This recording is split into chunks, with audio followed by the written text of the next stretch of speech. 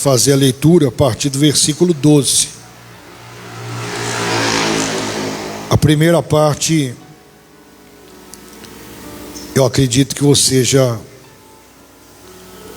se acostumou com essa primeira parte, já conhece, já ouviu, né? Quando Jesus, usando uma figura de linguagem, ele disse: eu sou a videira verdadeira e vós sois os ramos, né? E que todo ramo que está ligado nele dá fruto. E que essa é a intenção, esse é o desejo de Deus, que eu e você dê fruto. E aquele que não dá fruto, ele diz que corta e lança fora no fogo, se referindo ao juízo. No versículo 12 em diante, ele vai dizer assim: o meu mandamento é este, que vos ameis uns aos outros, assim como eu vos amei. Ninguém tem maior amor do que este, de dar a alguém a própria vida em favor dos seus amigos. Vós sois meus amigos, se fizer o que eu vos mando. Já não vos chamo servos, porque o servo não sabe o que faz o seu senhor, mas tenho-vos chamado amigos, porque tudo quanto ouvi de meu Pai vos tenho dado a conhecer. Não foste vós que me escolhestes a mim, pelo contrário, eu vos escolhi a vós outros, e vos designei para que vades e deis fruto, e o vosso fruto permaneça, a fim de que tudo quanto perdides ao Pai em meu nome, Ele vos conceda. Isto vos mando, que vos ameis uns aos outros. Deixa aberta a sua Bíblia. Olha só a importância dessa parte do texto para mim e para você. Vale lembrar que aqui Jesus estava já instruindo os discípulos, porque ele estava a caminho da cruz. Então ele está instruindo e deixa bem claro: o meu mandamento é este, que vos ameis uns aos outros. Que vos ameis uns aos outros. Mas em qual padrão? O padrão é esse: assim como eu vos amei. Veja que eu e você temos que amar uns aos outros, não da forma que eu e você achamos certo, ou da forma que nós queremos. Esse amor, ele não reconhece. O que ele reconhece é que eu e você amemos o nosso próximo da mesma forma que ele amou. E essa é a nossa grande dificuldade. Por exemplo, para Deus amar eu e você, o que foi que ele achou de bom em mim ou em você? Ele achou o que de bom? Nada. O que nós tínhamos em nós que chamasse a atenção de Deus para que Deus nos amasse? Nada.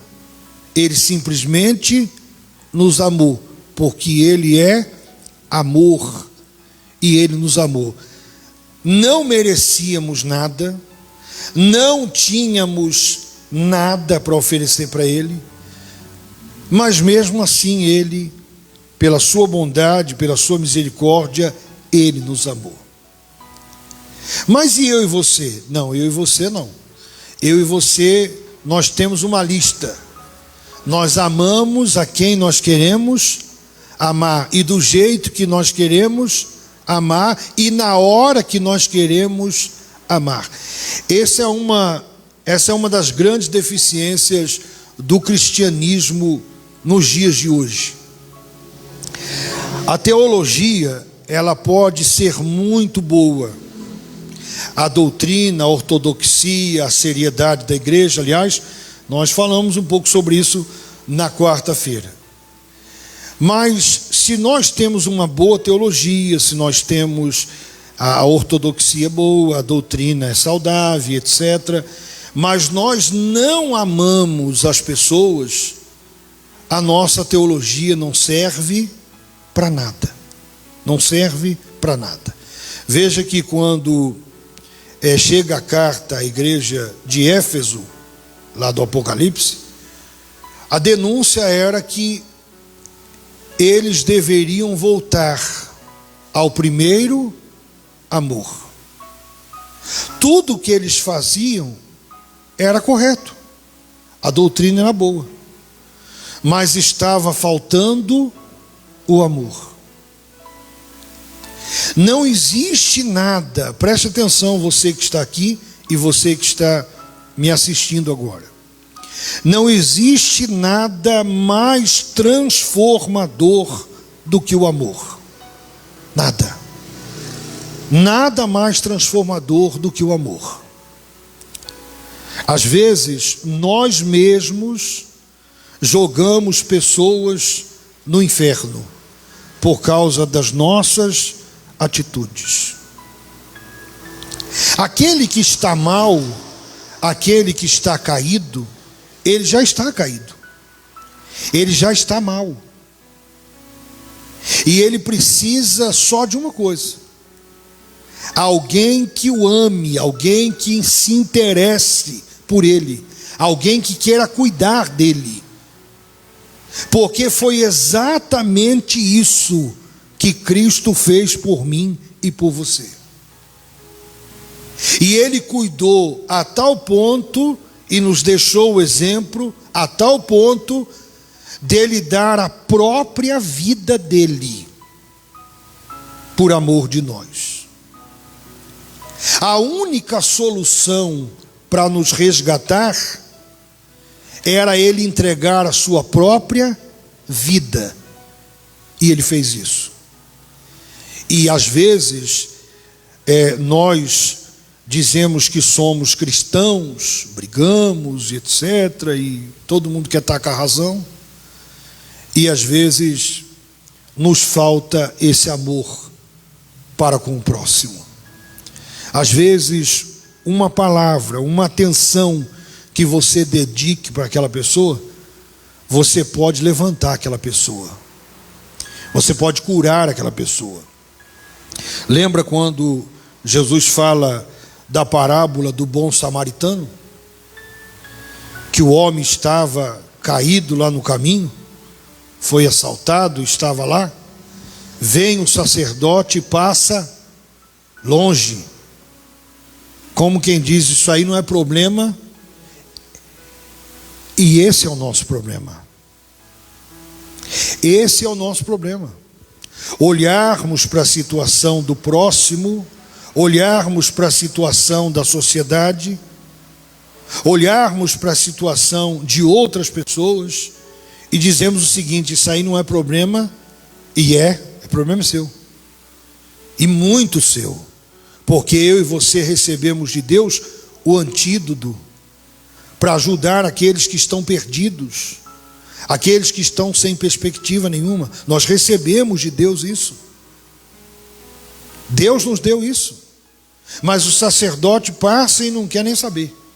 Vem um levita, faz o quê? A mesma coisa. Passa também, não é problema meu. Agora vem um estrangeiro, um samaritano, onde a sua crença era toda confusa. Eles acreditavam em tudo, era uma mistura. A crença dos samaritanos, eles acreditavam em tudo. O que dissesse em nome de Deus, o que fosse bom, eles acreditavam e acabou. Mas quando ele vê o homem caído, ele vai lá e faz o quê? Ele cuida. Ele pega aquele homem, põe na hospedaria e ainda diz: olha, quando eu voltar por aqui, eu acerto toda a despesa, todo o gasto que você tiver com ele, ou que vocês tiverem, eu pago. E Jesus pergunta: quem era o próximo? Quem amou? Foi ele quem amou. Quer dizer, aquele que não tinha o conhecimento fez aquilo que aquele que tem o conhecimento não faz. A ordem é essa, preste atenção, você que está nos assistindo. A ordem é, o mandamento é, ele disse: este é o meu mandamento, que vos ameis uns aos outros, como eu vos amei. Não é do jeito que você quer, nem a hora que você quer, nem do jeito que você quer, é do jeito que ele amou.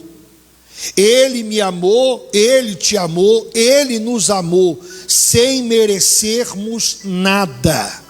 Então pare de ficar avaliando ou escolhendo pessoas para você amar. A ordem é: ame o seu próximo, independente de raça, de cor, de qualquer coisa. Ame porque ele amou. Diga glória a Deus. Ame, esse é o seu papel. Se não houver esse amor, a nossa teologia não adianta nada. Nós não vamos chegar a lugar nenhum. Nós não vamos alcançar ninguém. Porque as pessoas, elas estão cansadas de palavra. Estão cansadas. As pessoas querem ver. Aí vem outros de fora, que não conhecem, que não têm o conhecimento, não tem nada, mas eles demonstram amor. E aí a pessoa: puxa vida. Eu digo isso com muito pesar. Há exceções, são poucas exceções, mas há exceções. Mas as pessoas mais frias em relação ao próximo, elas se dizem evangélicas, se dizem cristão, são as mais frias. Está estampado aí. Você vê as pessoas morrendo à míngua e ninguém se interessa por ninguém, pô. Você vê pastores, eu já tive a infelicidade de ver isso muitas vezes dentro do sistema, pastores morrendo enfermos, e a igreja não dá o suporte que o pastor precisava, e o líder gastava mais com o cachorro do que para cuidar dos pastores. Eu sei que tem gente que não gosta de ouvir, mas vai fazer o quê? Eles vão assistir isso aqui depois. Mas eu não estou dizendo o que me contaram, estou dizendo para você o que eu vi. Com esses olhos aqui, eu ouvi com esses ouvidos aqui. Que evangelho é esse? Que cristão é esse? Que igreja é essa? Quem somos nós? Por que Jesus enfatiza esse mandamento? Porque ele estava indo para a cruz e deixando bem claro para mim e para você, que se nós não aprendêssemos isso como base da nossa vida cristã, então tudo que nós fizéssemos seria em vão. Não adianta discutir, não adianta bater boca, não adianta dar um de durão, pode fazer o que for, mas não ama. Jesus não era só durão, Jesus amava. Ele amou as pessoas, ele me ama, ele amou você. Amém? Então o mandamento é esse, que vos ameis uns aos outros, assim como eu vos amei, de forma incondicional. Pare de escolher. Esse eu amo, e aquele não, aquele lá não posso nem olhar para a cara dele. Você tem que olhar para dentro de você. Será que você teve um encontro com Deus? Será que você é um cristão verdadeiro? E aqui eu não estou dizendo em concordar com o que a pessoa faz. Não. Jesus não concordava com o que as pessoas faziam, mas ele os amava de tal maneira que isso mexia com a pessoa, isso tocava na pessoa, e logo aquela pessoa era ganha. Amém? Primeiro lugar tem que ser o amor. E ele vai dizer mais aqui, versículo 13: ninguém tem maior amor do que este, de dar a alguém a própria vida em favor dos seus amigos. ninguém tem maior amor do que este. Ou seja, aquilo que ele pede para mim, para você, e que ele ensina eu e você, não é teórico. Ele demonstrou isso na prática. Jesus não manda eu e você perdoar sem estar na nossa pele. Ele nos perdoa e nos perdoou estando na nossa pele. Ah, mas você não sabe o que fulano falou para mim. Ah, é? Ele não está dizendo para você vai lá e perdoe e simplesmente perdoe. Não, ele está falando porque ele perdoou. Ele disse: ninguém tem amor maior do que esse, de dar a sua vida. Ele deu a vida por essas pessoas. Eu e você estávamos perdidos. O apóstolo Paulo disse lá em Efésios que nós estávamos mortos nos nossos delitos e pecados. Nós estávamos mortos, sentenciados. Ele foi lá e nos resgatou. Lá em Colossenses vai dizer que nos tirou do império das trevas. A minha condição, a sua condição é essa. Todas as ofensas que eu e você sentimos, Jesus já sentiu, e muito maior do que eu e você. Nós não temos o direito, nós não podemos nos dar ao luxo de sermos essa pessoa tão frágil assim. Ah, eu estou magoado com o que me falaram, você não sabe o que estão me fazendo. Pare de ser um banana, seja um cristão, seja um homem de Deus, seja uma mulher de Deus. O que eu e você passamos não é nada perto do que Jesus passou, do que os apóstolos passou. Agora fica todo mundo, sabe, tudo delicadinho. Ai, não gostei, me fez mal. Pare com isso. As ofensas que eu e você suportamos, Jesus suportou muito maior. A humilhação que você diz que você foi humilhado, ou que você está sendo humilhado, não se compara com a humilhação que ele passou. Humilhação foi o que ele passou. O inocente pagando pelo culpado, o justo pagando pelo injusto. Isso sim é humilhação. Eu e você colhemos exatamente o que nós plantamos. Sabe por que tantas coisas acontecem de ruim conosco? Porque plantamos mal, porque damos mais ouvido ao mundo do que a Deus. Tiago diz no capítulo 4 que se nós quisermos ser amigos do mundo, nos constituímos inimigos de Deus. E ele diz que a origem da contenda é essa: porque os homens amam o mundo, mas não ouvem a Deus. Ele deu a vida. O que te falaram? Te machucaram? Te magoaram? Te humilharam? Te ofenderam? Não, isso não é nada. Eu e você às vezes passamos por isso porque causamos a situação. Ele nunca causou nada e teve que suportar. Ele teve que suportar. Ele suportou por amor. E ele disse: ninguém tem maior amor do que este, de dar a própria vida. Você sabe o que é ser cristão? Você sabe o que é ser parecido com Cristo? É você parar de olhar para o seu umbigo e olhar para as pessoas. Olhar para a vida do próximo como se ela fosse mais importante do que a sua. Afinal de contas, o nosso papel é servir. E se você não serve para servir, então você não serve para nada. Ah, é duro ouvir isso, pois é, mas essa é a verdade. Ele estava instruindo eles exatamente por causa disso. Ser cristão não é ser servido. Você talvez entendeu tudo errado, talvez ensinaram você errado. Se tornar cristão é se tornar alguém disposto a servir a outros em qualquer hora, em qualquer momento, em qualquer ocasião, em qualquer situação.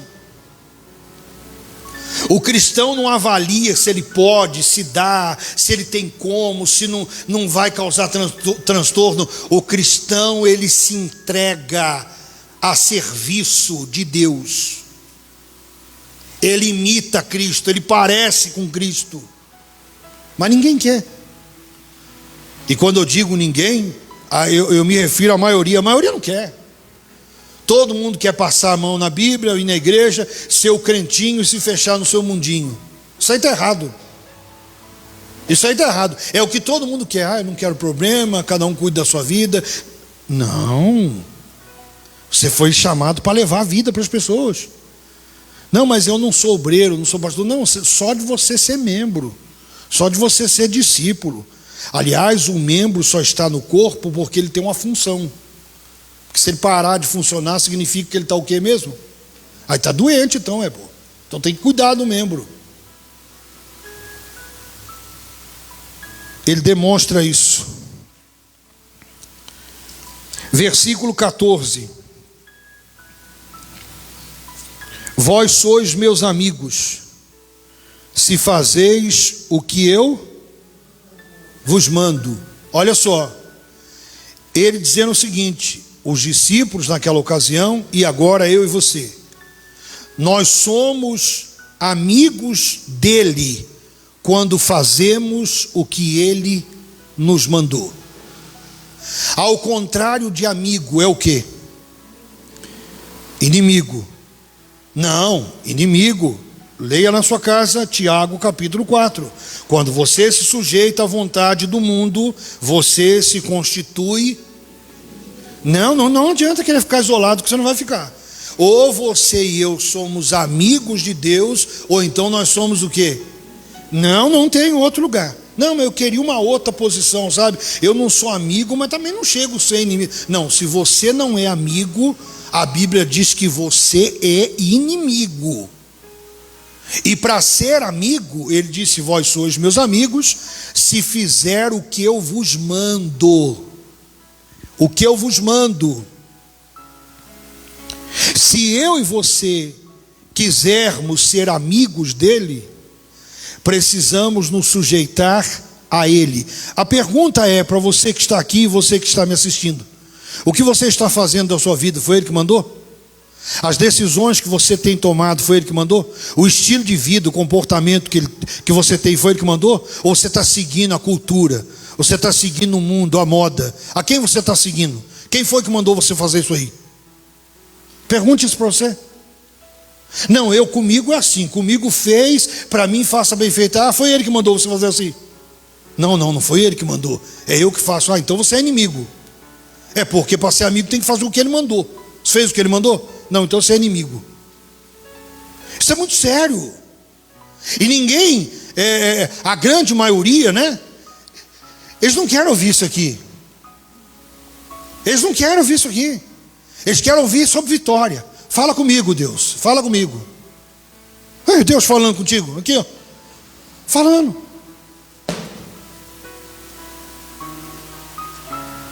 Se eu e você não obedecermos, não nos sujeitarmos à vontade dele, nós não somos amigos dele. E eu sempre digo aqui, vale a pena repetir: ele não nos pede nada que eu e você não possa fazer. E tudo que ele nos pede, ele mesmo nos capacita a fazer. Olha aqui, que coisa boa. Ninguém tem desculpa. Por isso você vai encontrar na Bíblia muitos homens pecadores, todos pecadores, mas homens que foram fiéis a Deus. Mas eles não eram pecadores, eles eram pecadores. Mas eles eram fiéis, eles obedeciam, eles honravam a Deus. E se a gente for fazer uma lista aqui, Abraão, por exemplo, ele foi chamado amigo de quem? De Deus. Você já pensou? Tem gente que tem orgulho de ter amizade com uma pessoa que tem um carro importante, um título importante. Fulano é meu amigo. Você vê que a pessoa ainda gosta de falar. Não, sabe fulano de tal? Sei, fulano de tal é meu amigo. É? Que bom, hein? E Deus? Deus tem sido o que seu? Você tem sido o que dele? Já pensou que coisa boa? E aí, você conhece alguém?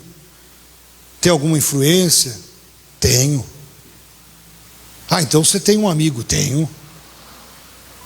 Quem é seu amigo? Jesus Cristo, aquele que está acima de tudo e de todos. Esse é amigo, deu a própria vida por amor de nós.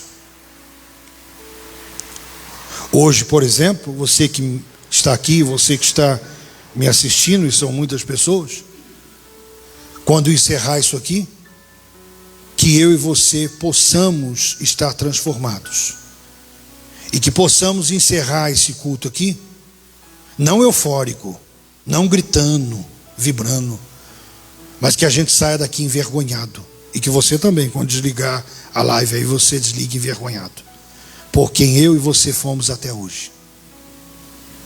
Vergonha. Versículo 15: já não vos chamo servos, porque o servo, o que faz o seu senhor, não sabe o que faz o seu senhor, mas tenho-vos chamado amigos, porque tudo quanto ouvi de meu Pai vos tenho dado a conhecer. O servo, o empregado, ele não sabe de tudo e nem pode saber. Mas o amigo é aquele que você abre o seu coração e que você fala. Tem um texto que diz que há amigos mais chegados que irmãos.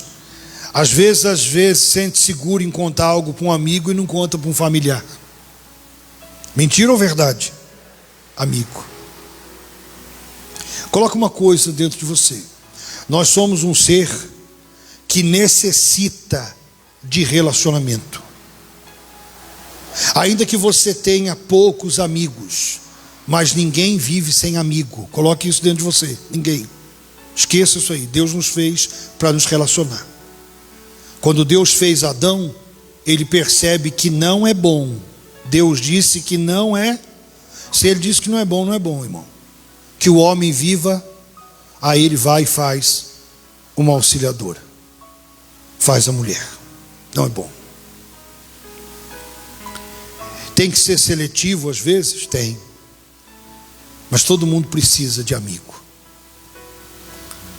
Quando Paulo e Silas foi açoitado, se Paulo dissesse que era romano, não tinha apanhado não. Sabe o que ele fez? Ficou calado, porque ele era amigo de Silas. Se foi amigo para pregar, agora nós é amigo para apanhar junto. Depois que eu não apanhar, eu falo. Primeiro eu vou apanhar. Tá fácil encontrar amigo assim, não tá? Tá ou não? Tá nada. Esse é o amigo só até o negócio não ficar feio, porque quando ficar, ó. Mas ele não é assim.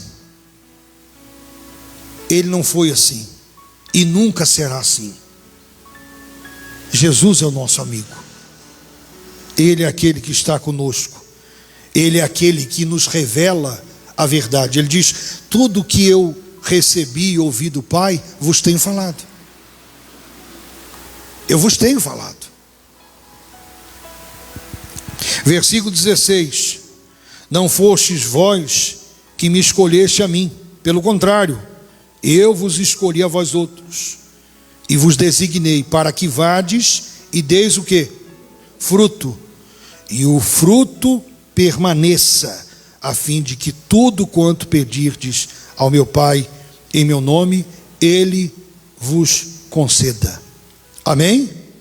Ele disse: não foste vós que me escolheste a mim, mas eu escolhi a vós outros. Irmão, não tem nada mais fantástico do que isso. Por exemplo, se eu e você, às vezes até a gente tem esse costume, né? Mas se eu e você escolhêssemos Jesus, nós teríamos motivo de sobra para o escolher. Perfeito, santo, poderoso, verdadeiro, Salvador, Deus único. Ó. Agora, saber que Ele nos escolheu, nós temos o que mesmo? O que nós temos mesmo? Ele tem tudo isso para nós escolher Ele mais um pouco. Agora Ele escolheu você por quê? Ele olhou para você, Ele encontrou o que em você? Ele encontrou o que em mim? Nada. mas Ele nos escolheu. O maior escolhe o menor. Nunca o menor o maior, sempre o maior escolhe o menor. Ele disse: eu vos escolhi, eu vos chamei, mas com um propósito, para que vocês vão e dê o quê? Fruto, e o vosso fruto permaneça. E aqui cabe uma lição importante aqui, que ele vai dizer no final do versículo, que tudo que pedir em meu nome, o Pai vos conceda. Preste atenção nisso aqui. É preciso respeitar esse contexto aqui. Esse versículo, muitas vezes, ele é tirado do texto e usado de forma isolada, a fim de animar as pessoas e dizer para as pessoas: olha, está escrito que tudo que você pedir no nome dele, Deus vai fazer, o Pai vai fazer. Está lá, leia lá para você ver, lá no Evangelho de João, no capítulo 15, versículo 16, etc. Mas isso é isolado. Aqui o que Jesus está condicionando é uma missão em favor do reino. Você está servindo uma missão em favor do reino, você está dando frutos a fim de que o reino de Deus seja propagado, e que nessa caminhada nossa em favor do reino, nós não estamos sozinhos. Então nós pedimos a ajuda de Deus e Deus nos concede. É isso que Jesus está falando. Jesus não está falando para você: não, pode pedir carro, casa, moto, embora Deus tem poder. Quero deixar bem claro para você que está me assistindo: Deus tem poder para te dar o que Ele quiser, a hora que Ele quiser, do jeito que Ele quiser. É a Ele que nós temos que pedir, mas nós temos que respeitar o texto. O texto não está dizendo para você arrancar o versículo dali e sair: hoje eu quero que o Senhor me dê isso, porque está escrito lá que se eu pedisse em teu nome, o Senhor faria. Não, isso aqui está condicionado a um trabalho em favor do reino, e que nesse trabalho eu e você não estaríamos sozinhos, e que se precisássemos de ajuda, e precisamos, nós pediríamos a Ele e Ele nos ajudaria. É isso que o texto está falando. É bom deixar isso claro, porque é desses versículos assim que começa a sair essas campanhas bizarras, essas heresias. Não, está escrito, hoje nós vamos exigir aqui, traga a sua Bíblia que nós vamos mostrar aqui, está aqui, tem que se cumprir, coisa e tal. Você fez o que ele falou? Você está amando o próximo? Você está dando fruto? Você está trabalhando em favor do reino? Você é um servo fiel? Cuidado.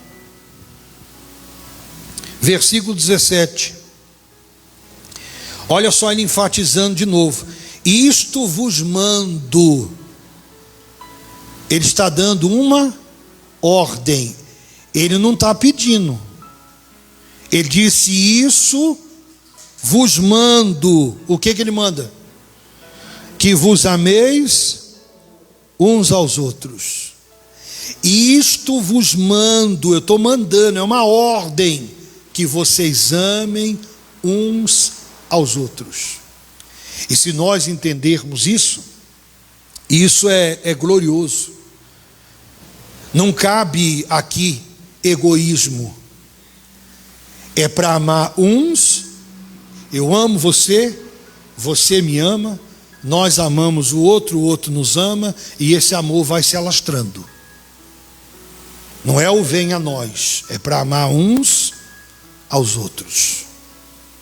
É um servindo o outro, é um cuidando do outro, é um ajudando o outro. Poderia ser bem mais fácil a nossa vida, bem mais fácil.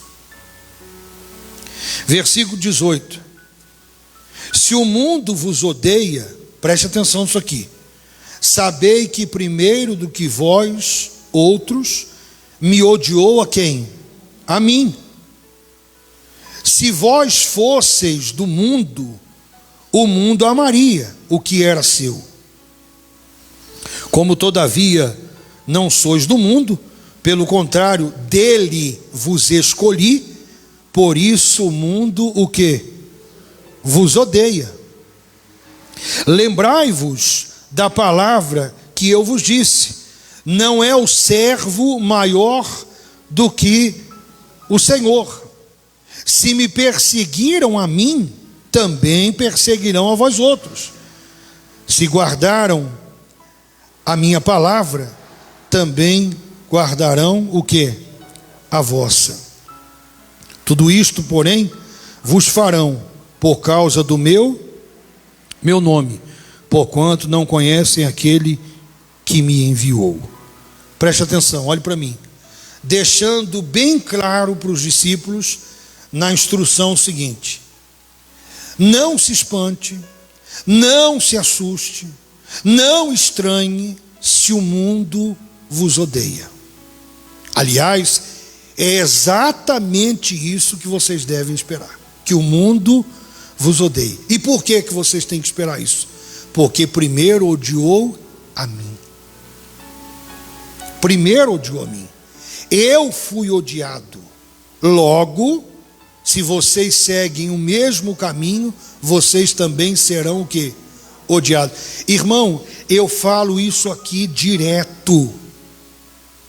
Você quer comprometer a sua vida com Deus?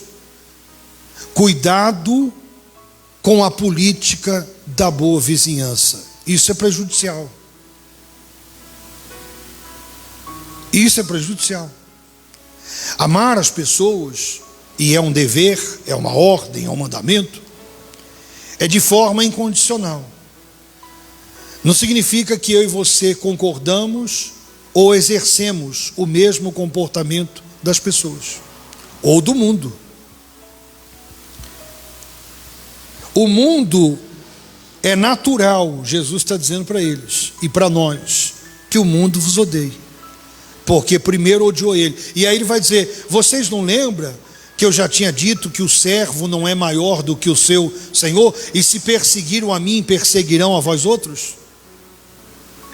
E hoje as pessoas, elas são tão estúpidas, mas tão estúpidas, que elas participam de campanhas a fim de que a vida dela vire um mar de rosa.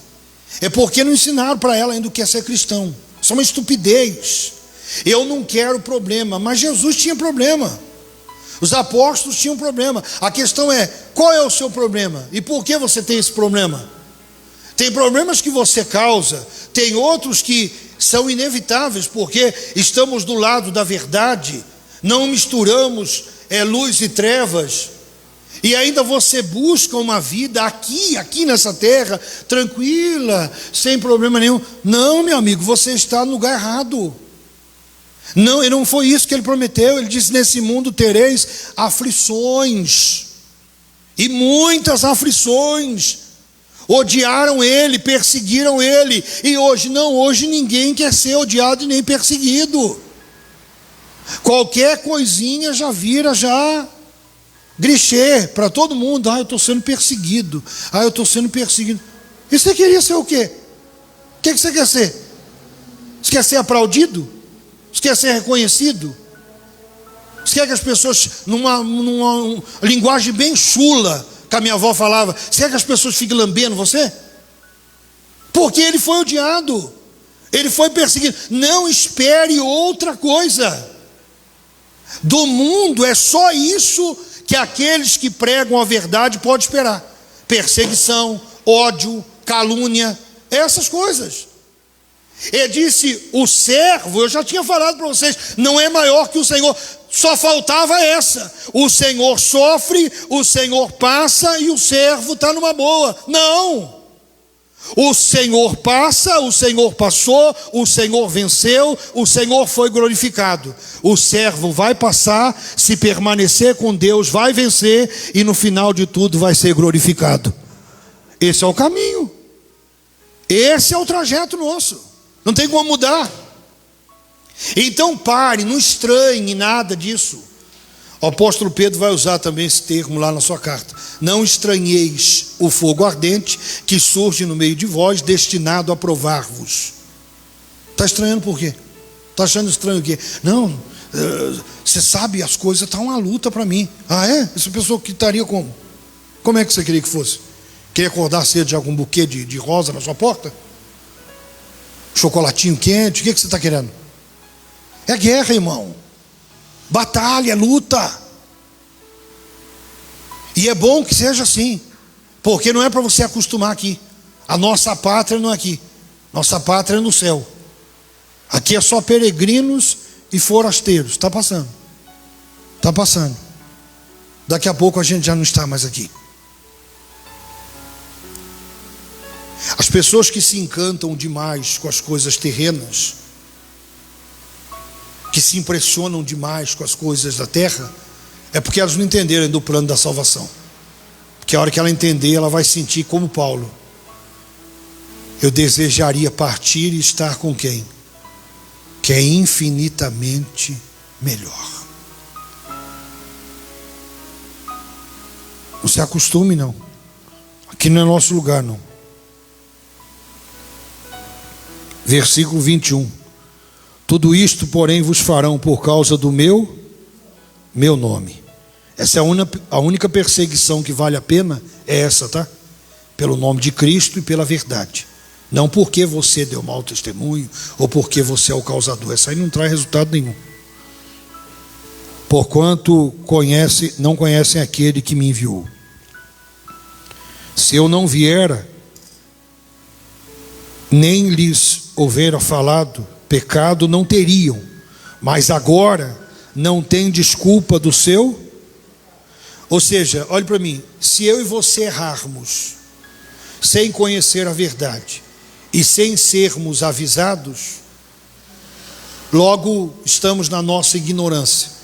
Mas ele diz, uma vez que eu e você ouvimos a verdade, e conhecemos a verdade, já não há mais desculpas.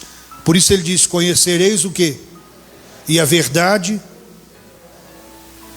O que eu e você não sabíamos, hoje nós sabemos. Então não tem desculpa não. Você sabe? Sei. Faça como aquela mensagem do domingo passado, lembra? Fuja. Fuja da aparência do mal. Corra. Fuja. Versículo 23. Quem me odeia, odeia também o meu Pai. Se eu não tivesse feito entre eles tais obras, quais nenhum outro fez, pecado não teriam. Mas agora não somente têm eles visto, mas também odiado, tanto a mim como ao meu Pai.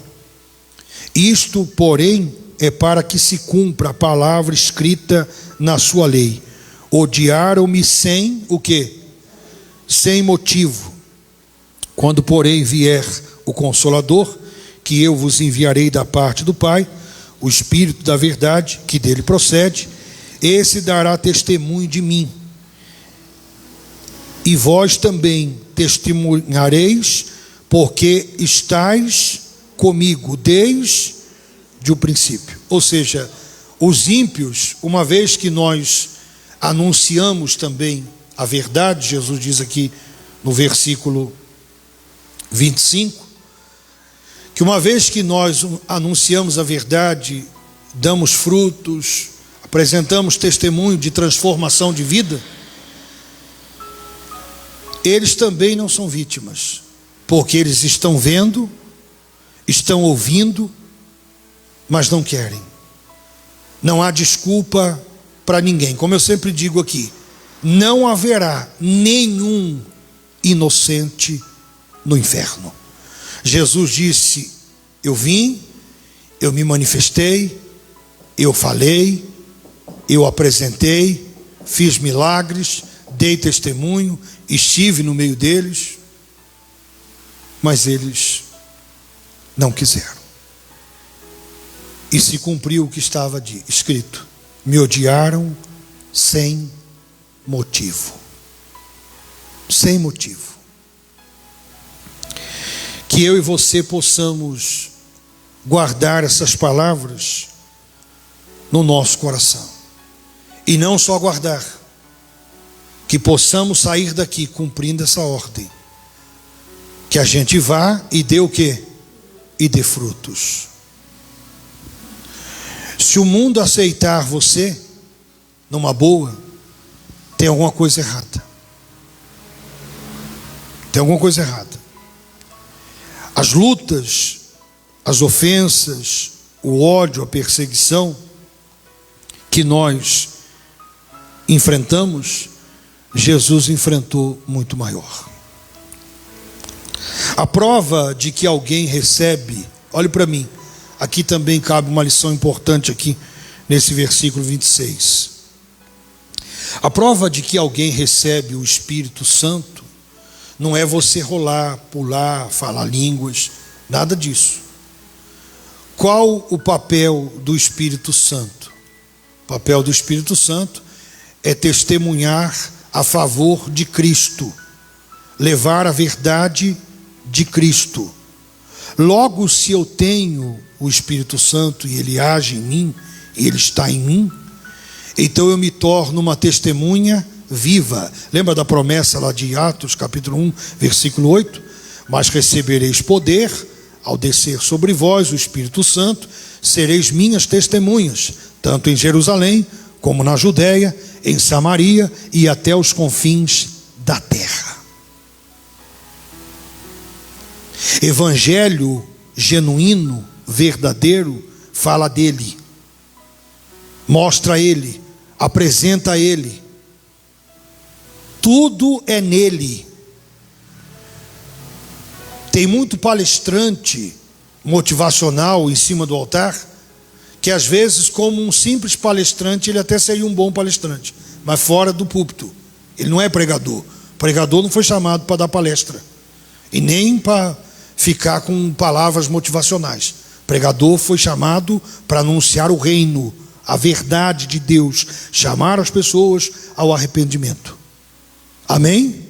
É isso que nós temos que fazer. E é isso que você tem que crer, porque essa é a palavra de Deus. Se o Espírito de Deus está em você, então você tem prazer em anunciar a verdade, em viver a verdade, porque ele está em você.